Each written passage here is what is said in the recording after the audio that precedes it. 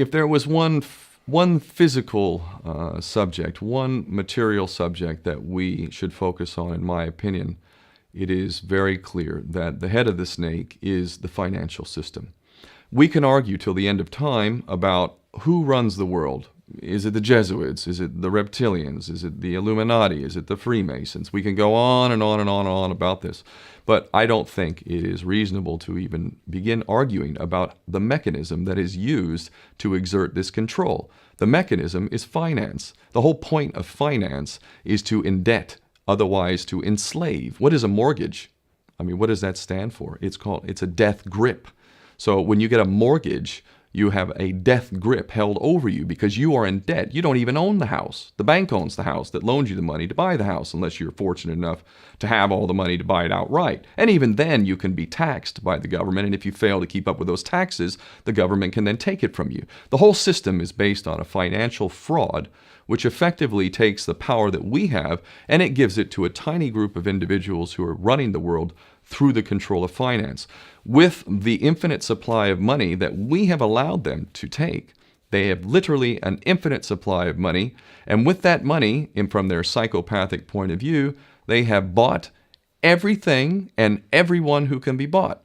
So those of us who cannot be bought, because we operate on a level that goes way beyond the material, we are not rewarded for such behavior. We are punished for such behavior. And the most slovenly, disgustingly criminal, pedophilia, corrupt moral individuals, those are the ones that are rewarded in this system, which is upside down.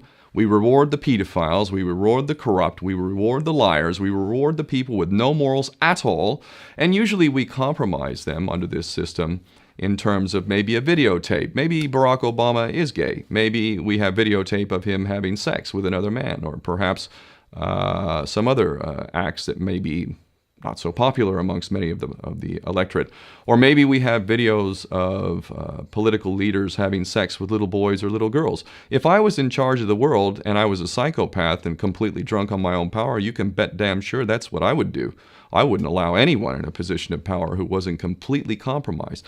When you have an infinite supply of money, you can do this.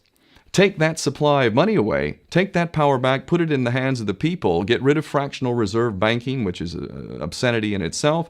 Listen to the lessons of Jesus Christ. If you're a Christian who got really pissed off when he went to the temple and he saw what the money changers were doing, let's take back control of the issuance of money, and not just on a national level. I'm happy to see in Denmark that you have your own currency. You don't have the euro.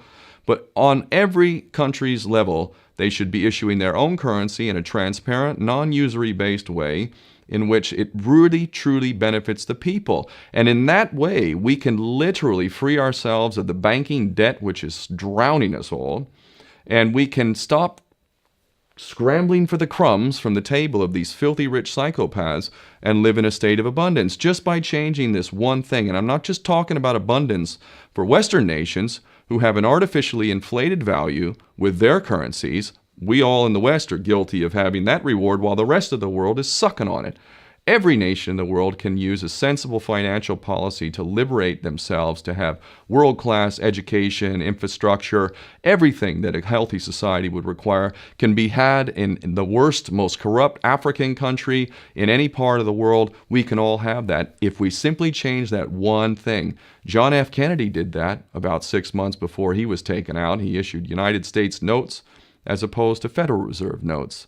I can assure you the powers that be knew the power of that act, and they took him right out. So the bottom line is, if we as people understand this very simple principle, just this one thing, change this one thing, we can solve every other problem you can name. I don't care what the problem is. I can bring it back to the financial system and an infinite supply of money for a bunch of psychopaths who are running the world, as opposed to an abundant supply of money for all of us. So in that sense, I'm very optimistic.